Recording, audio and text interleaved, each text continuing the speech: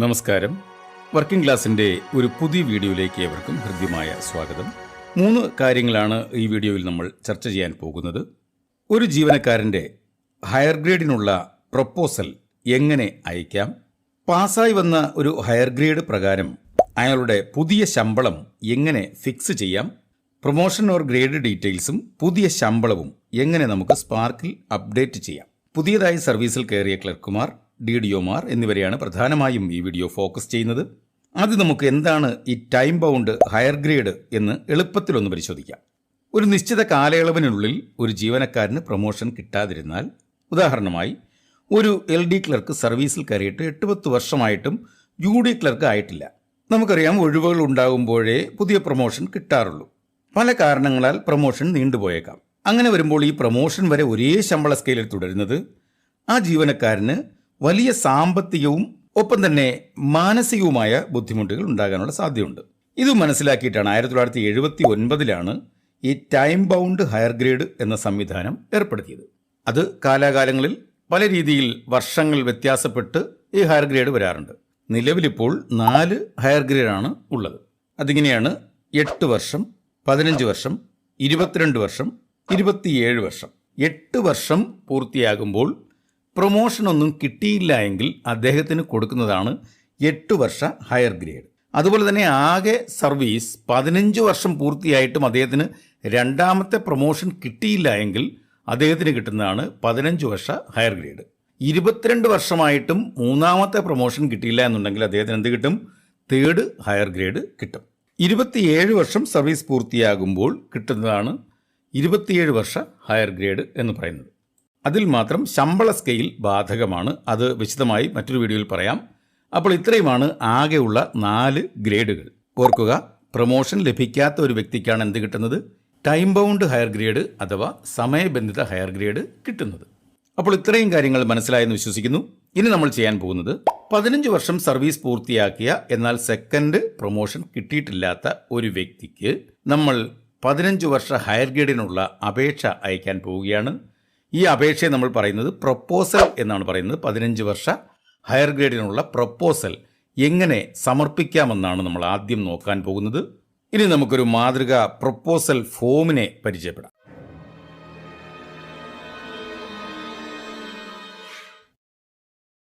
അപ്പോൾ ഇതാണ് പരിചയപ്പെടാൻ പോകുന്ന ആ പ്രൊപ്പോസൽ ഫോം. മിക്കവാറും എല്ലാവർക്കും അറിയാം. പുതിയ ആൾക്കാർക്ക് വേണ്ടിയാണ് ഈ വീഡിയോ എന്ന് ആദ്യമേ പറഞ്ഞിട്ടുണ്ട്. അപ്പോൾ ഇവിടെ നോക്കുക, proposal for the sanction of the time bound higher grade on completion of എത്ര വർഷം. നമ്മളിവിടെ 15 വർഷമാണെങ്കിൽ 15 വർഷം എഴുതുക, 8 വർഷമാണെങ്കിൽ 8 എഴുതുക, 22 ആണെങ്കിൽ 22, 27 ആണെങ്കിൽ 27. അതിനുശേഷം സീരിയൽ നമ്പർ നമ്മൾ ഒരാളുടേതാണ് ചെയ്യുന്നത്, അതുകൊണ്ട് 1 എന്ന് സീരിയൽ നമ്പർ കൊടുക്കുന്നു. ഇവിടെ നെയിം വിത്ത് ഡെസിഗ്നേഷൻ ആണ് എഴുതേണ്ടത്. അപ്പോൾ അതിനുശേഷം പ്രസന്റ് സ്റ്റേഷൻ, ഇപ്പോൾ വർക്ക് ചെയ്തുകൊണ്ടിരിക്കുന്ന ഓഫീസിന്റെ പേര്, ഡേറ്റ് ഓഫ് ബർത്ത്, ക്വാളിഫിക്കേഷൻ, അവരുടെ ജനറൽ ക്വാളിഫിക്കേഷൻ. ഇപ്പോൾ SSLC ആണെങ്കിൽ SSLC, പ്രീ ഡിഗ്രി ആണെങ്കിൽ പ്രീ ഡിഗ്രി, ഡിഗ്രി ആണെങ്കിൽ ഡിഗ്രി, അത് ജനറൽ ക്വാളിഫിക്കേഷനാണ്. ഇനി ടെക്നിക്കൽ ക്വാളിഫിക്കേഷൻ, ഇപ്പോൾ അവർ JHI ആണെന്നുണ്ടെങ്കിൽ അവരുടെ സാനിറ്റേഷൻ കോഴ്സ് ഉണ്ടാവും, ആ ക്വാളിഫിക്കേഷൻ എഴുതണം. സ്റ്റാഫ് നഴ്സ് ആണെന്നുണ്ടെങ്കിൽ അവരുടെ ടെക്നിക്കൽ ക്വാളിഫിക്കേഷൻ, BSc നഴ്സിംഗോ അതെന്താണെന്ന് വെച്ച് കഴിഞ്ഞാൽ ടെക്നിക്കൽ ക്വാളിഫിക്കേഷൻ എഴുതുക. അതിനുശേഷമുള്ളത് qualification or department tests prescribed for promotion in the normal life. ഒരു പ്രൊമോഷൻ കിട്ടുന്നതിന് വേണ്ടി ഏതെങ്കിലും ക്വാളിഫിക്കേഷൻ പാസ്സാകണമെന്നുണ്ടെങ്കിൽ അല്ലെങ്കിൽ ഡിപ്പാർട്ട്മെന്റ് ടെസ്റ്റ് പാസ്സാകണമെന്നുണ്ടെങ്കിൽ അത് നോട്ട് ആപ്ലിക്കബിൾ ആണ് എഴുതുന്നത്. കാരണം ഈ ഒരു 15 വർഷ ഹയർ ഗ്രേഡിന് അതിന്റെ ആവശ്യമില്ല. അടുത്തത് whether acquired the above qualification, നേടിയിട്ടുണ്ടോ എന്നാണ് ആ ക്വാളിഫിക്കേഷൻ, അവിടെ നോട്ട് ആപ്ലിക്കബിൾ എഴുതി. Date of commencement of continuous service, അതായത് കണ്ടിന്യൂസ് സർവീസ്, അവരുടെ സർവീസ് ബുക്ക് നോക്കിയാൽ അവർ സർവീസിൽ കയറിയ ആ ദിവസമാണ് അവിടെ എഴുതേണ്ടത്. അടുത്തത് category to which appointed first in service with scale of pay of the post, കയറിയ സമയത്തുള്ള പോസ്റ്റിന്റെ പേരാണ്, എൻട്രി കേഡറിന്റെ പേരാണ്. ഇപ്പോൾ LD ക്ലർക്ക് ആണെങ്കിൽ LD ക്ലർക്ക്, അതാണ് അവരുടെ എൻട്രി കേഡർ. സ്റ്റാഫ് നഴ്സ് ആണെങ്കിൽ സ്റ്റാഫ് നഴ്സ് ഗ്രേഡ് 2, അതാണ് അവരുടെ ആ എൻട്രി കേഡർ. ഇപ്പോൾ അതിന്റെ പേര് നഴ്സിംഗ് ഓഫീസർ ഗ്രേഡ് 2 എന്ന് മാറ്റിയിട്ടുണ്ട്. ഈ 8ാമത്തെ ചോദ്യം തന്നെയാണ് ഇവിടെ ഒന്നുകൂടി ആവർത്തിച്ചിരിക്കുന്നത്, അതുകൊണ്ട് തന്നെ അത് ഒന്നുകൂടി എഴുതിയേക്കുക. അതിനുശേഷം details of promotion already enjoyed, അതായത് നമ്മൾ ഓൾറെഡി പ്രൊമോഷൻ ഏതെങ്കിലുമൊക്കെ കിട്ടിയിട്ടുണ്ടെങ്കിൽ ആ പ്രൊമോഷൻ, ചിലപ്പോൾ ചില ഡിപ്പാർട്ട്മെന്റിൽ പ്രൊമോഷൻ പെട്ടെന്ന് കിട്ടുകയാണെന്നുണ്ടെങ്കിൽ ആ ഫസ്റ്റ് പ്രൊമോഷൻ, ഇവിടെ 15 വർഷ ഹയർ ഗ്രേഡ് ആയതുകൊണ്ട് തന്നെ ഫസ്റ്റ് പ്രൊമോഷൻ നമുക്ക് എഴുതാം. സെക്കൻഡ് പ്രൊമോഷൻ കിട്ടിയിട്ടുണ്ടെങ്കിൽ ഒരിക്കലും 15 ഇയേഴ്സ് ഹയർ ഗ്രേഡ് വരില്ലല്ലോ. അപ്പോൾ ഇവിടെ ഫസ്റ്റ് പ്രൊമോഷൻ, ഇപ്പോൾ സ്റ്റാഫ് നഴ്സ് ആണെങ്കിൽ സ്റ്റാഫ് നഴ്സ് ഗ്രേഡ് 1 ആയിട്ടുള്ള ഫസ്റ്റ് പ്രൊമോഷൻ കിട്ടിയിട്ടുണ്ടെങ്കിൽ അതിവിടെ എഴുതാം. അതിനുശേഷം അതിൻ്റെ ഡേറ്റ് ഓഫ് ജോയിനിങ്, അതിൻ്റെ സ്കെയിൽ ഓഫ് പേ, ഇതെല്ലാം ഇവിടെ എഴുതേണ്ടതുണ്ട്. ഇനി അടുത്ത് details of higher grades already granted. ഇവിടെ 15 വർഷം ഹയർ ഗ്രേഡാണ് നമ്മൾ ചെയ്യുന്നത്. അപ്പോൾ 8 വർഷത്തെ ഹയർ ഗ്രേഡ് കിട്ടിയിട്ടുണ്ടെങ്കിൽ അതിവിടെ എഴുതുക. ഇനി 8 വർഷം ഹയർ ഗ്രേഡിന് പകരം ഒരു പ്രൊമോഷനാണ് കിട്ടിയെങ്കിൽ ഇവിടെ നമ്മൾ എഴുതേണ്ട കാര്യമില്ല. ഇനിയുള്ളത് total strength of service as on the date of application. ഈ ആപ്ലിക്കേഷൻ കൊടുക്കുന്ന ദിവസം വരെ അവർ എത്ര വർഷം, എത്ര മാസം, എത്ര ദിവസം കംപ്ലീറ്റ് ചെയ്തിട്ടുണ്ട് എന്നുള്ളതാണ്. അത് നമ്മളിവിടെ എഴുതുന്നു. ഇവിടെ ചോദിച്ചിരിക്കുന്നത് whether an undertaking has been obtained from the incumbent to the effect that he or she will not refuse regular promotion. അവരുടെ റെഗുലർ പ്രൊമോഷൻ വന്നു കഴിഞ്ഞാൽ അത് റെഫ്യൂസ് ചെയ്യില്ല എന്നുള്ള ഒരു ഡിക്ലറേഷൻ വാങ്ങി സൂക്ഷിച്ചിട്ടുണ്ടോ എന്നാണ്. അങ്ങനെ ഒരു ഡിക്ലറേഷൻ നമ്മൾ വാങ്ങി സൂക്ഷിച്ചിരിക്കണം ഇതിനോടൊപ്പം. അതാണ് 14ാമത്തത്. ഇനി നമുക്ക് അടുത്ത പേജിലേക്ക് പോകാം. ഇനിയുള്ളത് 15ാമത്തെ ചോദ്യം, whether promotion had already been relinquished. ഏതെങ്കിലും പ്രൊമോഷൻ നിരസിച്ചിട്ടുണ്ടെങ്കിൽ അതിൻ്റെ ഡീറ്റെയിൽസ് ആണ്. ഈ 16ാമത്തെ ചോദ്യം ഇഫ് റെലിംഗ്വിഷ്ഡ് ആണ്. അവിടെ നിരസിച്ചിട്ടില്ലാത്തിടത്തോളം കാലം അത് ബാധകമല്ല. 17ാമത്തത് details of service if any which will not count for sanctioning of higher grade ആണ്. അതായത് ഇതിനകത്ത് ഹയർ ഗ്രേഡിന് കൂട്ടാത്ത ഏതെങ്കിലും തരത്തിലുള്ള LWA, മെഡിക്കൽ ഗ്രൗണ്ടിലല്ലാതെ പേഴ്സണൽ ഗ്രൗണ്ടിൽ എടുത്തിരിക്കുന്ന LWA ഏതെങ്കിലും ഉണ്ടെങ്കിൽ ആ ലീവ് വിത്തൗട്ട് അലവൻസിൻ്റെ പീരീഡ് എത്ര ആണെന്നുള്ളതാണ് എഴുതേണ്ടത്. ചിലപ്പോൾ 2 മാസത്തെ LWA ആയിരിക്കും. അത് മെഡിക്കൽ ഗ്രൗണ്ടിലല്ലാത്തതാണെന്നുണ്ടെങ്കിൽ ആ പീരീഡ് ഇവിടെ കുറയ്ക്കും. അപ്പോൾ അതുകൊണ്ട് കൃത്യം 15 വർഷമാകുമ്പോൾ ഒരാൾക്ക് 15 വർഷത്തെ ഹയർ ഗ്രേഡ് കിട്ടണം നിർബന്ധമില്ല. ചിലപ്പോൾ ആ ലീവിൻ്റെ ആ 2 മാസം കൂടി കൂട്ടി കിട്ടുന്ന ഒരു ദിവസം മാത്രമേ ഇവർക്ക് 15 വർഷം പൂർത്തിയാവുകയുള്ളൂ. അതാണ് ഏതെങ്കിലും തരത്തിലുള്ള ലീവ് എടുത്തിട്ടുള്ള സമയത്തുള്ള ആ പീരീഡാണ് ഇവിടെ കുറയ്ക്കേണ്ടത്. ഈ 18 എന്ന് പറയുന്നത് നെക്സ്റ്റ് പ്രൊമോഷൻ പോസ്റ്റ് എന്ന നോർമൽ കോഴ്സ്. സാധാരണഗതിയിൽ ഇദ്ദേഹത്തിന് ഇനി ലഭിക്കേണ്ടിയിരുന്ന പ്രൊമോഷൻ പോസ്റ്റ് ഏതാണെന്നാണ് ചോദ്യം. ഇപ്പോൾ സ്റ്റാഫ് നഴ്സ് ഗ്രേഡ് 1 ആയിട്ടുള്ള ഒരാളാണെങ്കിൽ അടുത്ത ഹെഡ് നഴ്സ് ആയിരിക്കും. UD ക്ലർക്കായിട്ടുള്ള ഒരാളാണെന്നുണ്ടെങ്കിൽ അടുത്തതൊരു ഹെഡ് ക്ലർക്കായിരിക്കും. ആ രീതിയിൽ ഓരോ കാറ്റഗറി വ്യത്യാസപ്പെടുന്നതനുസരിച്ച് പ്രൊമോഷൻ പോസ്റ്റിലും വ്യത്യാസം വരും. എല്ലാം നമുക്ക് പറഞ്ഞു പോകാൻ പറ്റില്ല. അതാണ് ആ അടുത്ത പ്രൊമോഷൻ പോസ്റ്റ് ഏത് എന്നുള്ളതാണ് ചോദ്യം. അടുത്തത് whether the incumbent is eligible to get higher grade sanctioned. ഈ ഒരു ഓർഡർ പ്രകാരമുള്ള ഹയർ ഗ്രേഡ് കിട്ടാൻ എലിജിബിൾ ആണോ എന്നാണ് ചോദ്യം. From which date. ഇവിടെ നമ്മൾ ഈ പീരീഡിലെ നോൺ ക്വാളിഫയിങ് എല്ലാം കുറച്ചതിന് ശേഷം കിട്ടുന്ന ഏത് ഡേറ്റ് തൊട്ടാണ് ഇവർക്ക് 15 വർഷ ഹയർ ഗ്രേഡ് കിട്ടാൻ അർഹത എന്നുള്ളതാണ് എഴുതേണ്ടത്. On which scale of pay. Scale of പേ ഏതായിരിക്കും എന്നുള്ളതാണ്. ആ ഹയർ ഗ്രേഡിലുള്ള സ്കെയിൽ ഓഫ് പേ, പുതിയ സ്കെയിൽ ഓഫ് പേ ഏതായിരിക്കും എന്നുള്ളത് കൂടി നമ്മൾ ആദ്യമേ എഴുതുന്നു. റിമാർക്സ് നമുക്കിവിടെ റെക്കമെൻഡ് ഇടുന്നു. അങ്ങനെ നമ്മുടെ DDOയുടെ ഒരു റിമാർക്സ് ആണ് ഇവിടെ എഴുതേണ്ടത്. എന്നിട്ട് DDO ഇവിടെ എഴുതുന്നു certified that I have verified the service book. ആ ഒരു സർട്ടിഫിക്കറ്റ് കൂടി DDO ഇവിടെ സൈൻ ചെയ്യണം, സീൽ വയ്ക്കണം. അതിനുശേഷം പ്ലേസ്, ഡേറ്റ് എഴുതിയതിന് ശേഷമാണ് നമ്മൾ നമ്മുടെ ഹെഡ് ഓഫീസിലേക്ക് അയക്കുന്നത്. അവിടെ കൗണ്ടർ സൈൻ ചെയ്യാനുള്ളത് നമ്മുടെ DDOയ്ക്ക് മുകളിലുള്ള ഉദ്യോഗസ്ഥനാണ്. അദ്ദേഹം അവിടെ കൗണ്ടർ സൈൻ ചെയ്തതിന് ശേഷം ഈ പ്രപ്പോസൽ അടുത്ത ഓഫീസിലേക്ക് അയക്കും. 8 വർഷ ഹയർ ഗ്രേഡ് ആണെങ്കിൽ നമ്മുടെ അപ്പോയിൻറ്റിംഗ് അതോറിറ്റിക്ക് തന്നെ നമുക്കത് സാങ്ഷൻ ചെയ്ത് തരാൻ കഴിയും. എന്നാൽ 15 വർഷ ഹയർ ഗ്രേഡ് ആണെങ്കിൽ അതിന് തൊട്ട് മുകളിലുള്ള ഓഫീസിലുള്ള ഹെഡായിരിക്കണം നമുക്കത് സാങ്ഷൻ ചെയ്ത് തരാനുള്ളത്.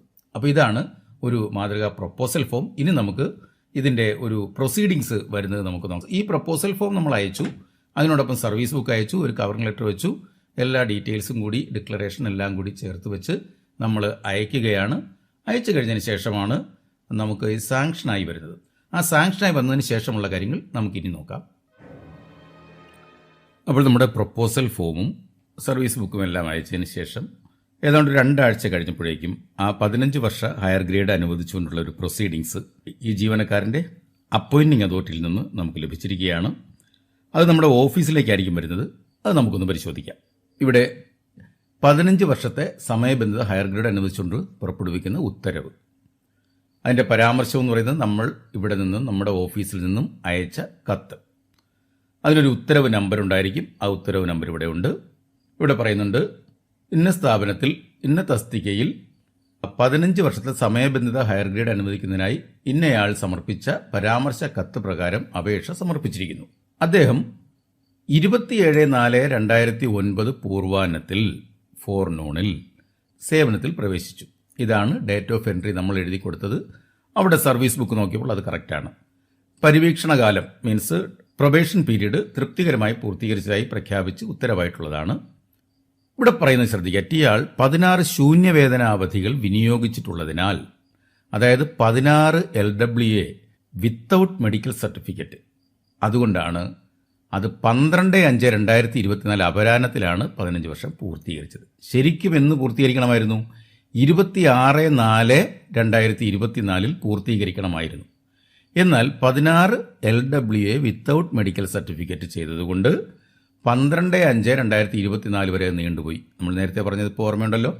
അപ്പോൾ LWA എടുത്തു കഴിഞ്ഞാൽ അത് വിത്തൗട്ട് മെഡിക്കൽ സർട്ടിഫിക്കറ്റ് ആണെന്നുണ്ടെങ്കിൽ ആ പീരീഡ് നീണ്ടുപോയിരിക്കും. അപ്പോൾ 12/5/24 ആഫ്റ്റർനൂണിലാണ് ഇയാൾ 15 വർഷം പൂർത്തീകരിച്ചിട്ടുള്ളത്. പിന്നെ പറയുന്നത് നമ്മൾ നേരത്തെ സമർപ്പിച്ച ആ ഒരു ഡിക്ലറേഷനെ കുറിച്ചാണ്. അതിൽ 2 കാര്യങ്ങൾ നമ്മൾ പറഞ്ഞിട്ടുണ്ട്. നമ്മൾ റിലിംഗ്വിഷ് ചെയ്യില്ല, പിന്നീടുണ്ടാകുന്ന ഒരു പ്രൊമോഷൻ നമ്മൾ പരിത്യജിക്കില്ല എന്നും, ഏതെങ്കിലും കാരണവശാൽ എന്തെങ്കിലും ശമ്പള നിർണ്ണയത്തിൽ അപാകത മൂലം കുറച്ച് പൈസ അധികമായി ഞാൻ കൈപ്പറ്റിയാൽ അത് പിന്നീട് തിരിച്ചടച്ചു കൊള്ളാമെന്നുമുള്ള സത്യവാങ്മൂലം നമ്മുടെ ഡിക്ലറേഷൻ സമർപ്പിച്ചിട്ടുണ്ട്. അതാണ് അടുത്ത പാരഗ്രാഫ് പറയുന്നത്. അടുത്ത പറയുന്നത് ഇദ്ദേഹത്തിന്റെ ശമ്പള സ്കെയിലാണ്, പുതിയ ശമ്പള സ്കെയില്. 13/5/2024 പൂർവാഹ്നം മുതൽ, അതായത് ഇവിടെ 12/5/2024 അപരാഹ്നത്തിൽ അദ്ദേഹം 15 വർഷം പൂർത്തീകരിച്ചു. 13/5/2024 ഫോർനൂൺ മുതൽ അദ്ദേഹത്തിന്റെ ശമ്പള സ്കെയിൽ ഇതാണെന്ന് പറഞ്ഞിട്ടുണ്ട്. 50,200, 10,5300. ഈ ശമ്പള സ്കെയിലിൽ 15 വർഷത്തെ സമയബന്ധിത ഹയർ ഗ്രേഡ് അനുവദിച്ചതിനാൽ ഉത്തരവാകുന്നു.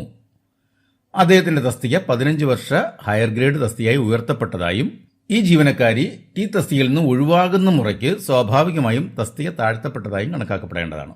അതായത് 15 വർഷ ഹയർ ഗ്രേഡിൽ നിന്ന് ഒഴിവായാൽ അത് ആ തസ്തിക വീണ്ടും റിവേർട്ട് ചെയ്യുന്നതായിട്ട് കണക്കാക്കപ്പെടും. അടുത്ത പറയുന്നത് 1/2/2016 മുതൽ 2014 പേ റിവിഷൻ മുതൽ, അത് 2016 നമുക്ക് എഫക്റ്റീവ് ആയത്. അപ്പോൾ 1/2/2016 മുതൽ ഓപ്ഷൻ സൗകര്യം പിൻവലിക്കപ്പെട്ടു. നേരത്തെ ഒരു ഓപ്ഷൻ ഉണ്ടായിരുന്നു, നമുക്ക് ഡേറ്റ് ഓപ്റ്റ് ചെയ്യാമായിരുന്നു. ഇപ്പോൾ അത് പിൻവലിക്കപ്പെട്ടതിനാൽ റൂൾ 28A പ്രകാരമാണ് ശമ്പള നിർണ്ണയം നടത്തേണ്ടത്. ശമ്പള നിർണ്ണയത്തിന്റെ പകർപ്പ്, സത്യവാങ്മൂലത്തിന്റെ അസൽ എന്നിവ ഹയർ ഗ്രേഡ് അനുവദിച്ച ഉത്തരവിനോടൊപ്പം സേവന പുസ്തകത്തിൽ പതിക്കേണ്ടതാണ്. അപ്പോൾ ഏതൊക്കെയാണ്? ഈ ഡിക്ലറേഷൻ ഫോം, അതിന്റെ ഒറിജിനല്, അതുപോലെ തന്നെ ശമ്പള നിർണ്ണയം നടത്തി, അതായത് ഫിക്സേഷൻ, നമ്മൾ ഇനി നടത്താൻ പോകുന്ന ശമ്പള നിർണ്ണയമാണ്. ആ ശമ്പള നിർണ്ണയം നടത്തി കിട്ടുന്ന ആ ഫിക്സേഷൻ സ്റ്റേറ്റ്മെന്റിന്റെ പകർപ്പ്, ഇത് രണ്ടും സേവന പുസ്തകത്തിൽ പതിക്കേണ്ടതും, ഇപ്പോൾ ഈ സർവീസ് ബുക്ക് ആയതുകൊണ്ട് ഇത് രണ്ടും അതിനകത്ത് അപ്ലോഡ് ചെയ്യേണ്ടതും എന്ന് നമ്മൾ മാറ്റി വായിക്കുന്നു.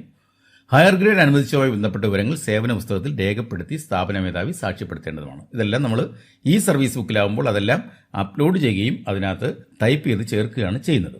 ഇത്രയുമാണ് ഈ പ്രൊസീഡിങ്സ് എന്ന് പറയുന്നത്.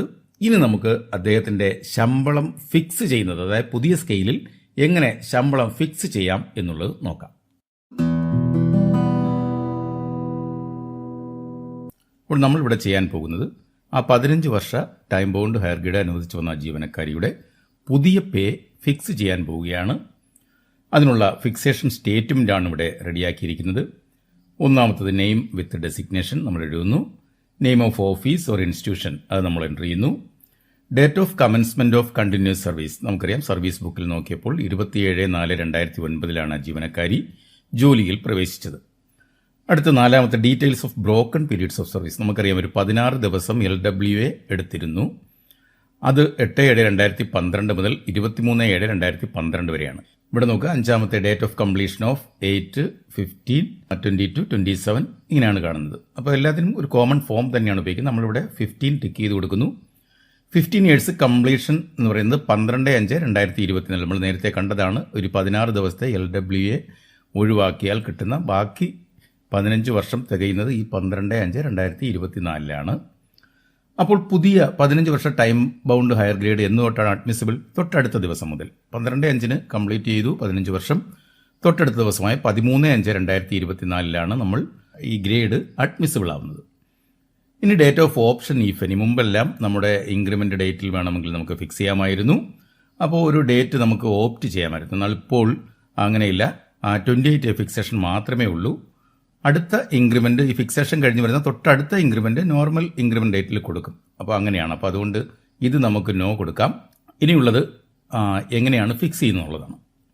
പേ in the lower post with time scale, അതായത് ഇതിനെ ലോവർ ടൈം സ്കെയിൽ എന്ന് പറയും. ലോവർ ടൈം സ്കെയിൽ എന്ന് പറഞ്ഞു കഴിഞ്ഞാൽ നമ്മൾ ഇപ്പോൾ നിലനിൽക്കുന്നത് ഏത് പോസ്റ്റിലാണോ, ഇദ്ദേഹത്തെ സംബന്ധിച്ചുള്ള ഇപ്പോൾ നിലനിൽക്കുന്നത് സ്റ്റാഫ് നഴ്സ് ഗ്രേഡ് 1 ആണ്. ആ ഗ്രേഡ് 1ൽ അവർക്ക് കിട്ടിക്കൊണ്ടിരിക്കുന്ന ബേസിക് പേ ആണ് ആദ്യം എഴുതിയിരിക്കുന്നത്. ഇപ്പോൾ 57,900 അവരുടെ ബേസിക് പേ. അവരുടെ ആ സ്കെയിൽ ഓഫ് പേ എന്ന് പറയുന്നത് 43,400, 91, 200. ഇതിൻ്റെ എൻലാർജ്ഡ് ഫോമാണ് ഈ കാണിച്ചിരിക്കുന്നത്. ഓരോ സമയത്തും ഉണ്ടാകുന്ന ഇൻക്രിമെൻ്റ് വ്യത്യാസം. ഈ 43,400 ആരംഭിക്കുന്ന ഒരു സ്കെയിൽ ഓഫ് പേ 91, 200 ആ സ്കെയിൽ ഓഫ് പേ നിൽക്കുന്നത്. ഇതിനിടയ്ക്കുള്ള ഈ 1100 എന്ന് പറയുന്നത് 43,400 കൂടെ 1100 കൂടുന്നു.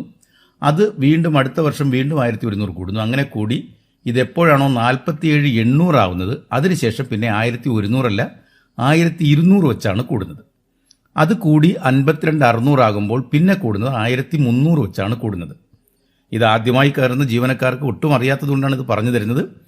അപ്പോൾ ഇവിടെ മനസ്സിലായല്ലോ, ഇതാണ് ഇപ്പോൾ നിലനിൽക്കുന്ന ആ സ്റ്റാഫ് നഴ്സ് ഗ്രേഡ് 1ന്റെ സ്കെയിൽ ഓഫ് പേയും ബേസിക് പേയും. അടുത്തത് എന്താണ് ചെയ്യുന്നതെന്ന് വെച്ച് കഴിഞ്ഞാൽ ഒരു ഇൻക്രിമെൻ്റ് നമ്മൾ ഇവിടെ ഈ ലോവർ ടൈം സ്കെയിലിൽ നമ്മൾ ഒരു ഇൻക്രിമെൻ്റ് കൂടി കൊടുക്കും. അതിനെ നോഷണൽ ഇൻക്രിമെൻ്റ് എന്നാണ് പറയുന്നത്. ഈ 57,900ന്റെ അടുത്ത ഒരു നോഷണൽ ഇൻക്രിമെൻ്റ് എത്ര വെച്ച് വരും? ഇത് 47,800 കഴിഞ്ഞാൽ 1200, ഇവിടം വരെ 52,600 വരെ. ഇവിടെ 56,500 മുതൽ 60,700 വരെ. അപ്പോൾ ഈ രണ്ട് സ്റ്റേജിനിടയ്ക്കുള്ള ഒരു പേ ആണല്ലോ ഇത് 57,900. അപ്പോൾ 56,500നും 60,700നും ഇടയ്ക്കുള്ള ഒരു പേ ആയതുകൊണ്ട് 1,400 കൂടിയാൽ കിട്ടുന്ന 59,300 ആയിരിക്കും ഇവിടെ ആദ്യത്തെ ഒരു നോഷണൽ ഇൻക്രിമെൻ്റ് കൂട്ടിയാൽ കിട്ടുന്ന പേ. മനസ്സിലായല്ലോ? 57,900 പ്ലസ് ഇവിടെ നോക്കുക 1,400 അത് കൂട്ടിയാൽ കിട്ടുന്ന 59,300. ഇതാണ് ആദ്യം കിട്ടുന്ന ഒരു നോഷണൽ ഇൻക്രിമെൻ്റ് എന്ന് പറയുന്നത്. ഒരു സാങ്കല്പിക ഇൻക്രിമെൻ്റ് അല്ലെങ്കിൽ ഒരു സൗജന്യ ഇൻക്രിമെൻ്റ് നമ്മൾ കൊടുക്കുകയാണ്. 59,300 പോരാ.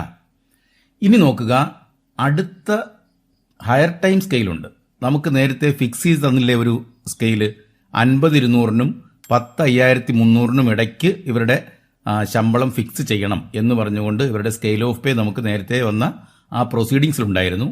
ആ സ്കെയിൽ ഓഫ് പേ എത്രയാണ്? 50,200 മുതൽ 10,5300 വരെ. ഇതിൽ ഈ 59,300 കഴിഞ്ഞാൽ പിന്നെ അടുത്ത സ്റ്റേജ് ഇവിടെ 59,300 എവിടെയായിരിക്കും വന്നിരിക്കുന്നത്? ഈ 56,500നും 60,700നും ഇടയ്ക്കുള്ളതാണ് ഈ 59,300. അപ്പോൾ ഇവിടെയും എത്ര തന്നെയാണ് കൂടുന്നത്?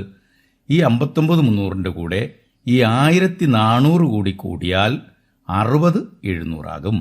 അപ്പോൾ ഈ 60,700 ഇവിടത്തെ ഇദ്ദേഹത്തിൻ്റെ രണ്ടാമത്തെ ഇൻക്രിമെൻ്റ്. അപ്പോൾ ഇദ്ദേഹത്തിന് എത്ര ഇൻക്രിമെൻ്റ് കിട്ടി? 57,900 ആൾക്ക് ലോവർ ടൈം സ്കെയിലിൽ ഒരു 1,400 രൂപ കൂടി. വീണ്ടും ഹയർ ടൈം സ്കെയിലിലും എത്ര കൂടി? 1,400 കൂടി. അങ്ങനെ അവരുടെ പേ എത്രയായി? 60,700 ആയിട്ടുണ്ട് അല്ലേ? അപ്പോൾ നമുക്കിവിടെ എഴുതാം, pay fixed in the higher grade, അതായത് 15 years ടൈം ബൗണ്ട് ഹയർ ഗ്രേഡിൽ എത്ര എത്തി?